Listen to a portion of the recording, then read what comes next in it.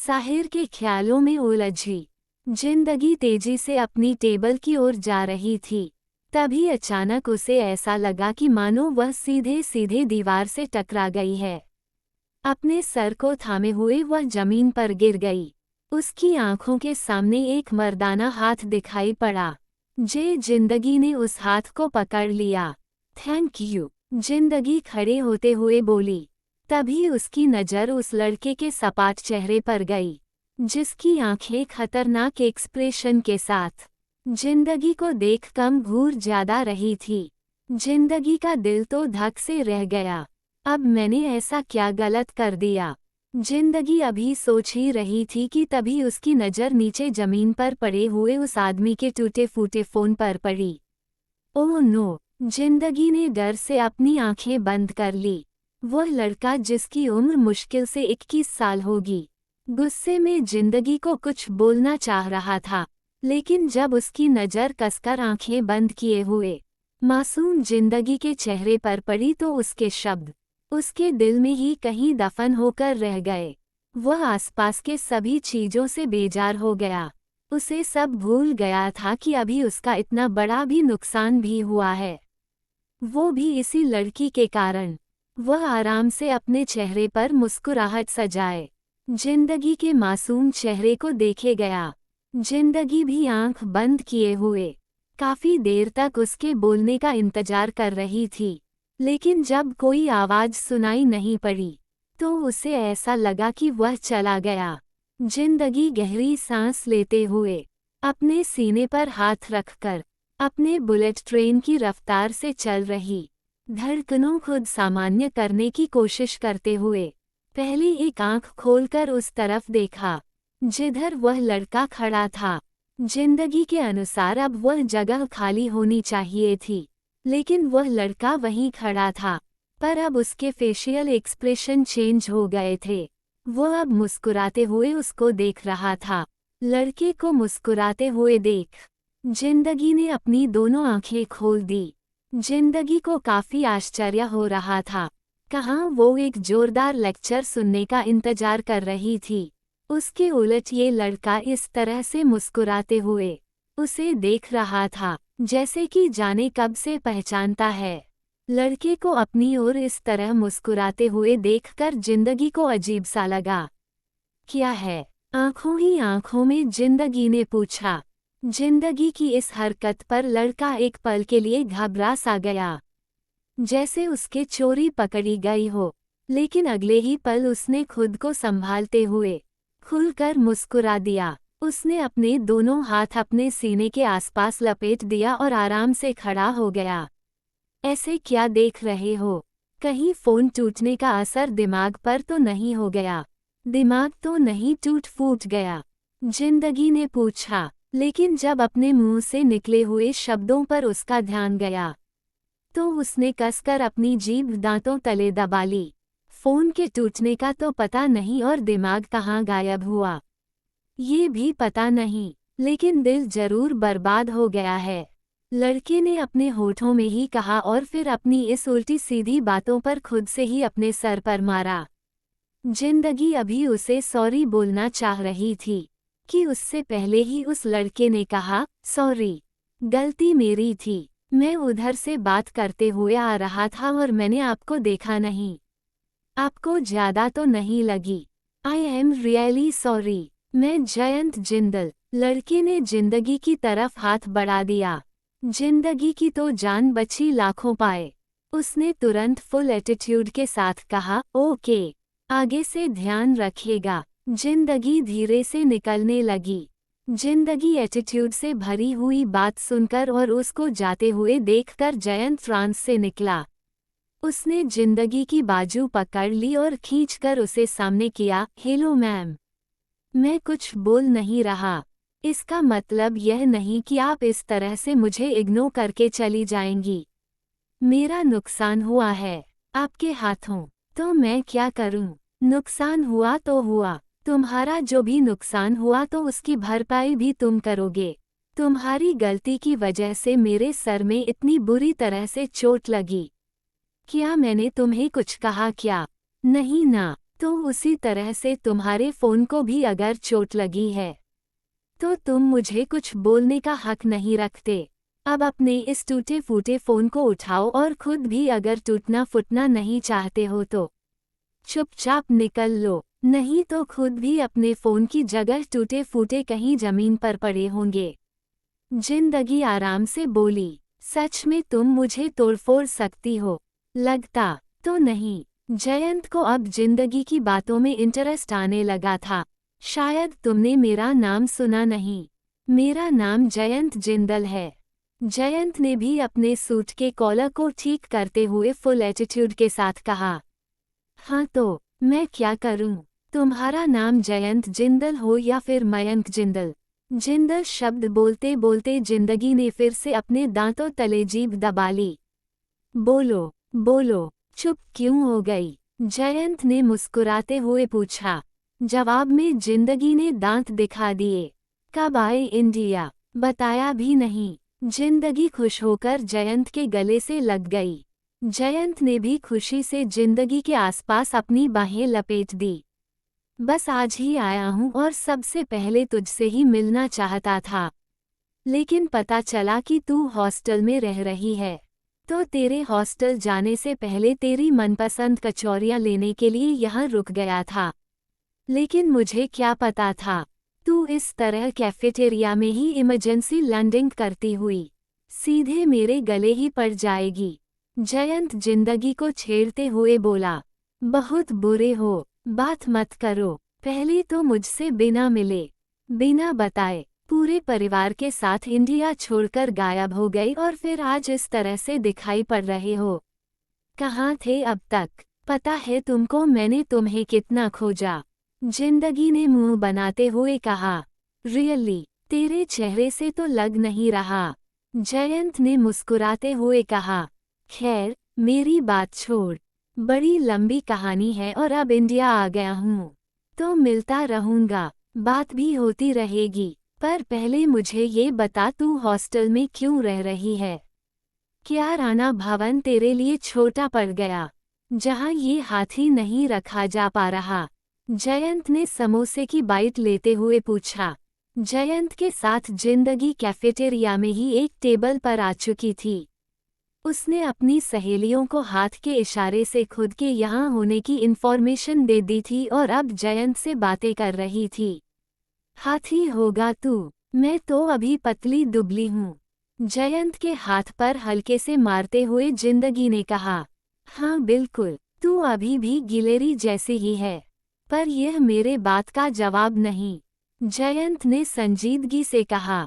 तुम तो अच्छी तरह से जानते हो, तुम्हारा परिवार पड़ोस के मकान से चला ही गया, तो फिर आसपास कोई दोस्त भी नहीं बचा। DPS से +2 करना चाहती थी, लेकिन अपनी जिंदगी के राहु, केतु, शनि सब तो एक ही है। उनकी कृपा दृष्टि से यहाँ इस अनजान शहर में भटक रही हूँ। जिंदगी ने मुंह बनाते हुए कचौरियों से पूरा इंसाफ करते हुए कहा। साहिर सिंह राणा। जयंत ने के हाथ एक पल के लिए रुक गए। नाम लेते हुए जयंत का हलक तक कड़वा हो चुका था, जिसकी कड़वाहट उसके चेहरे से साफ साफ देखी जा सकती थी। लेकिन उसने तुरंत खुद को छुपा लिया। हाँ, उनके अलावा बुरा नक्षत्र कौन है? हमारी मासूम जिंदगी का। जिंदगी अपने आप में मगन अपनी फेवरेट कचौरी से पूरा इंसाफ करती जा रही थी। बिल्कुल नहीं, बहुत भटक लिए हम, अब तो वह भटकेगा। अब उसकी कुंडली में शनि राहु केतु का आगमन हुआ है। जयंत ने मन ही मन कहा। क्रमशः 7 जिंदगी भाग 7। Enjoy reading. Comment must folded hands. तब जिंदगी सुना। कैसी बीत रही है तेरी जिंदगी? मीठी ने मजे से पूछा। अरे, इसकी जिंदगी कैसी बीतनी है जब तक वह साहिर नाम का ग्रहण इसके जिंदगी पर लगा हुआ है। नीति ने हंसते हुए कहा। जवाब में जिंदगी ने उसे घूर कर देखा। ऐसा कुछ नहीं है, जिंदगी की जिंदगी हमेशा मजे में ही होती है। जिंदगी बोली। अच्छा। नीति को हैरानी हुई। तो फिर तू हम लोगों के साथ कंप्यूटर क्लास क्यों नहीं ज्वाइन कर रही? पूर्वी ने पूछा। यार मेरा सारा दिन इधर उधर ही निकल जाता है और फिर 2-3 महीने के बाद कॉलेज शुरू हो ही जाएंगे।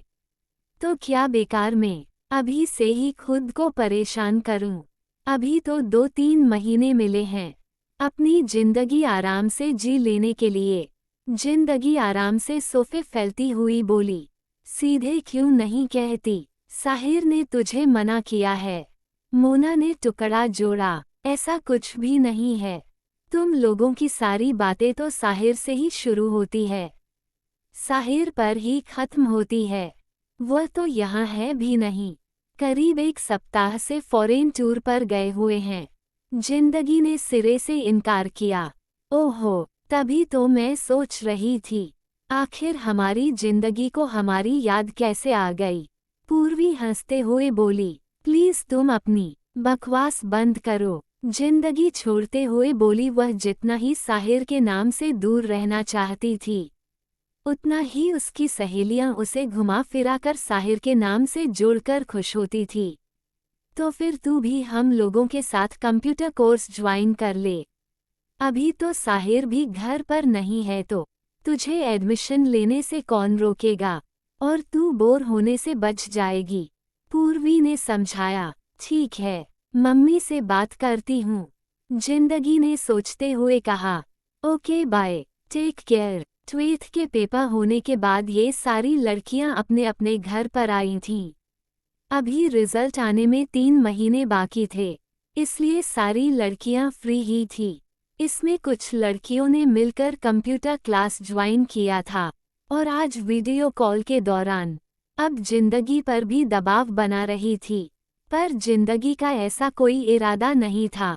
साहिर ने जो जिंदगी को नया 4G स्मार्टफोन दिया था, उसके कारण जिंदगी को इस बार घर में अपना समय काटना मुश्किल नहीं हो रहा था। सहेलियों से लंबी बातचीत होती थी। अब तो इसमें एक और नाम जुड़ गया था, जयंत जिंदल का। जयंत जिंदल ने तो जिंदगी का सारा समय ही चुरा लिया था। बातों ही बातों में उसने इंटरनेट से जुड़ी कई ऐसी जानकारी जिंदगी को दे दी थी जो काफी इंटरेस्टिंग थी। अब जिंदगी उन्हीं सब चीजों को सर्च करने में, यूट्यूब पर उससे रिलेटेड वीडियो देखने में अपना सारा समय बिता देती थी। जयंत की दोस्ती ने जिंदगी को आसान कर दिया था।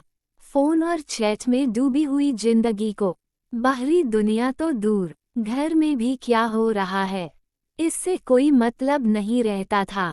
जयंत से हो रही फेसबुक चैट पर लंबी बातचीत में जिंदगी को उसकी पर्सनैलिटी बहुत अट्रैक्टिव लगने लगी थी। जयंत के शब्दों की जादूगरी में जिंदगी खो जाती थी। वही साहिर नपा तुला बस जरूरत भर बात करता था। जिंदगी मन ही मन दोनों की तुलना करती, पर फिर भी साहिर था। उसकी पूरी शख्सियत जादुई थी। उसके शहर से निकलना जिंदगी के लिए इतना आसान नहीं था, पर धीरे धीरे जयंत अपनी राह जिंदगी के दिल तक बना रहा था।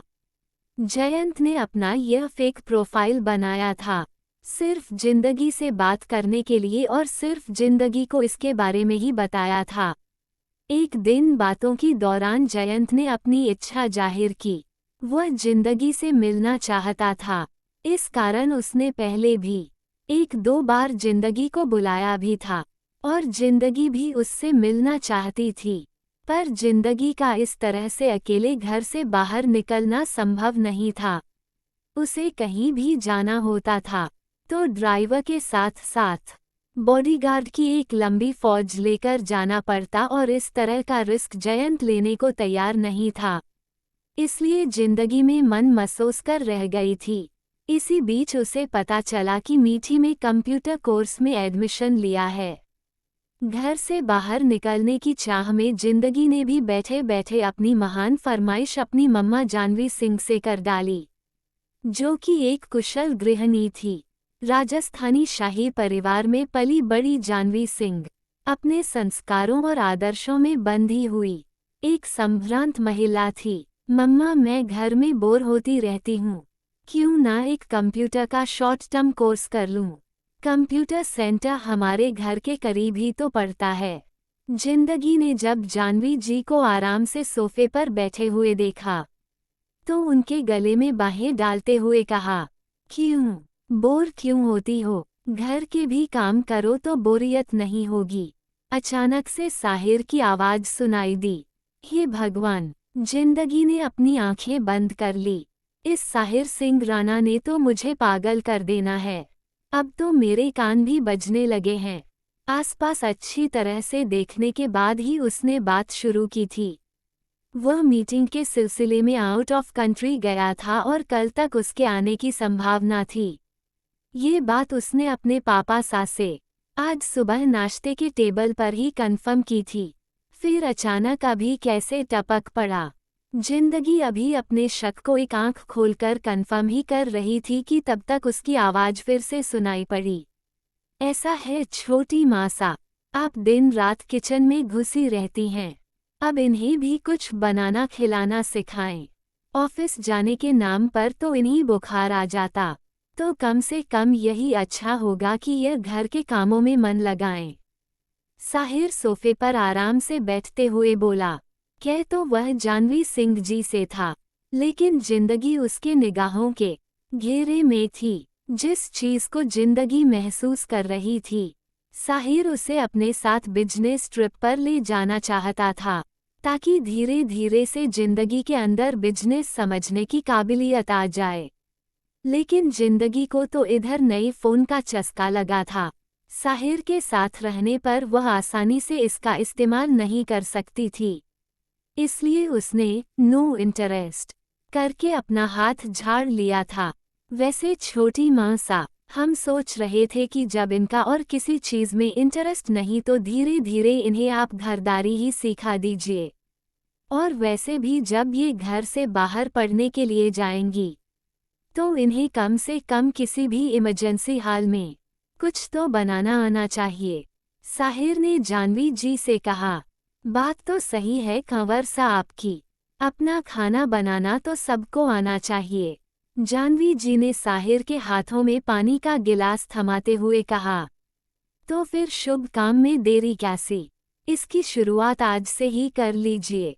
साहिर के होठों पर एक अर्थपूर्ण मुस्कुराहट थी, जो कि सिर्फ जिंदगी को ही दिख रही थी। जिंदगी को कि अब यहाँ से उठने के लिए बहाने खोज रही थी। साहिर के इस नए यह ऑर्डर को सुनकर दिल ही दिल में उसने बेभाव की कई गालियां साहिर को दे डाली। अब तुम कहाँ जा रही हो?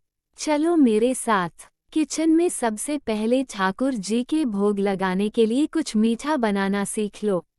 जानवी जी ने सोफे पर से उठकर दबे पांव अपने कमरे की तरफ जाती हुई जिंदगी को रोककर कहा।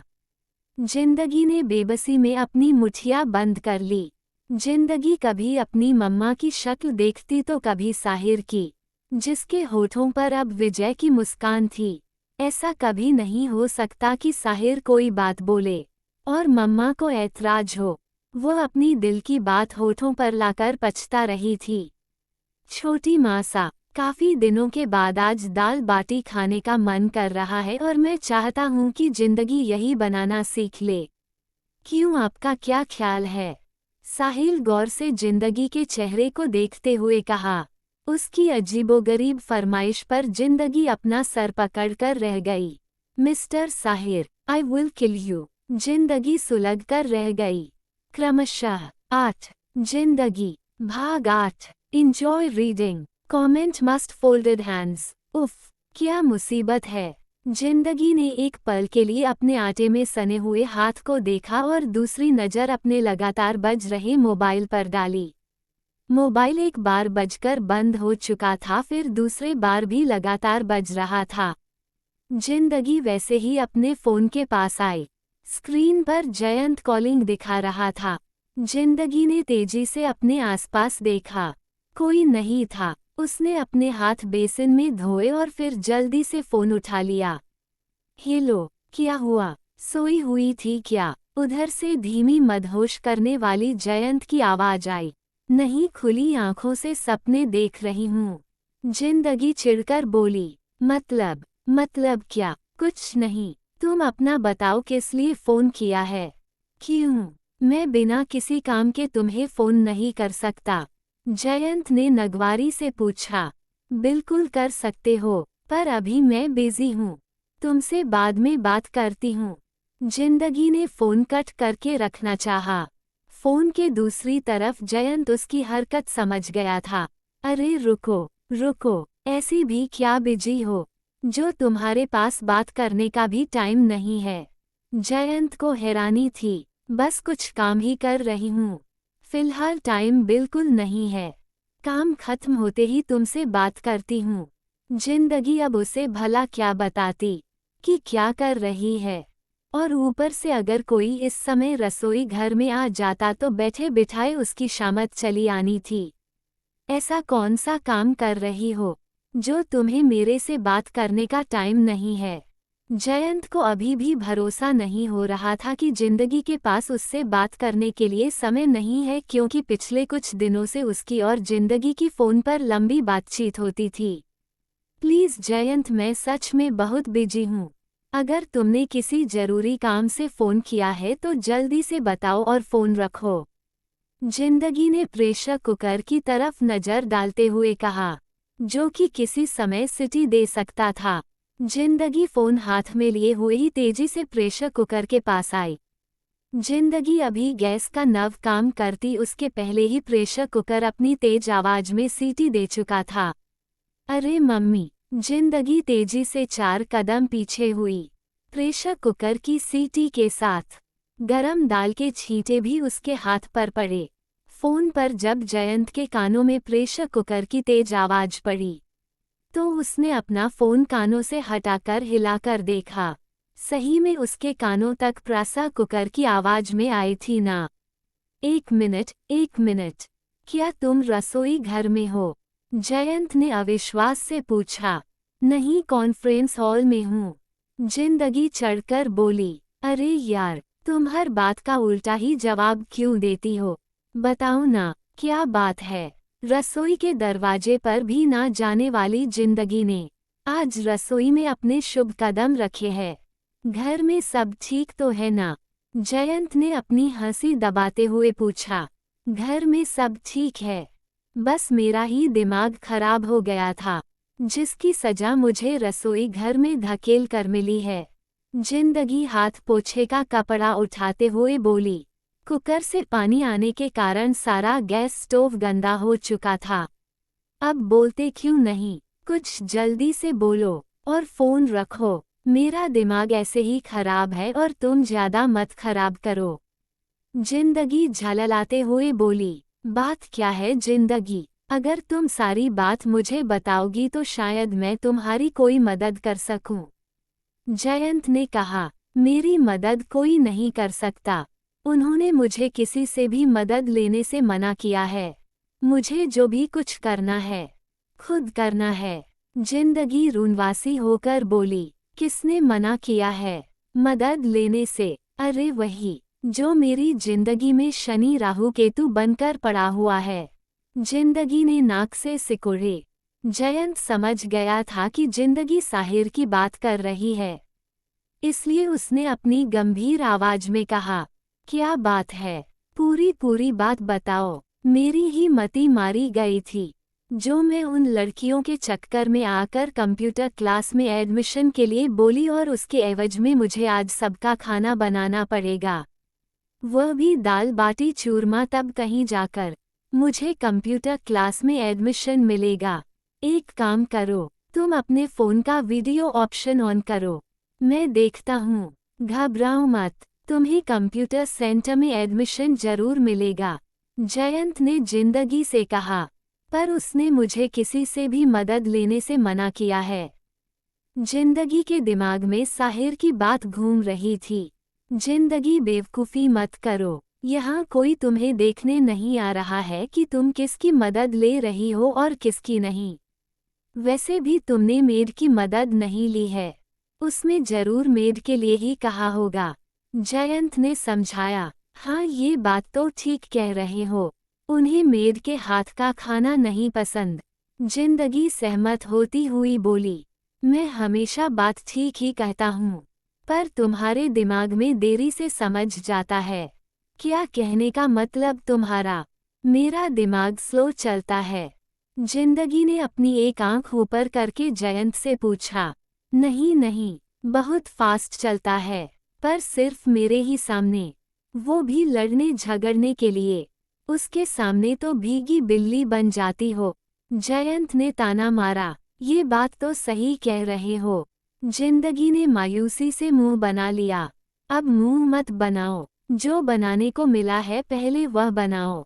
पर तुम्हें कैसे पता चला कि मैं मुंह बना रही हूँ? जिंदगी ने आश्चर्य से भर कर पूछा। क्योंकि मैं तुम्हें तुमसे बेहतर जानता हूँ, और अगर यह जानना समझना हो गया हो तो जल्दी से फिलहाल के लिए तुम झगड़ना बंद करो और पहले तुम किचन का दरवाजा बंद कर लो, ताकि कोई रसोई घर में आ ना सके। और फिर अपने फ़ोन का वीडियो ऑप्शन ऑन करो। जयंत ने उसे समझाया। अगर तुम चाहती तो पहले ही यूट्यूब पर वीडियो देखकर बना सकती थी। खैर, अब वीडियो ऑप्शन ऑन करो। मुझे तुम्हें बनाते हुए देखना है। मुझे बनाते हुए देखना है या मेरा मजाक उड़ाना है? क्योंकि मुझे अच्छी तरह से पता है कि तुम्हें भी कुछ बनाना नहीं आता। जिंदगी ने अपनी एक भी भौं ऊपर की। ठीक है, तुम जाओ बनाओ। भले ही मुझे कुछ बनाना नहीं आता, लेकिन मैं अपनी बातों से तुम्हारा मन तो लगा सकता था ना। पर जब तुमको ही मंजूर नहीं तो। जयंत फोन काटने को हुआ। नहीं नहीं रुको, मैं ऑन करती हूँ। जिंदगी वीडियो का ऑप्शन ऑन करने जा रही थी कि तभी उसके कानों के पास साहिर की धीर गंभीर आवाज गूंजी। यह क्या है? साहिर की आवाज सुनकर जिंदगी तेजी से उछल पड़ी और उसके हाथों से उसका फोन छूट गया। जिंदगी ने डर के मारे अपनी आंखें बंद कर ली। यह एपिसोड आपको कैसा लगा कमेंट करके जरूर बताएं। हर हर महादेव।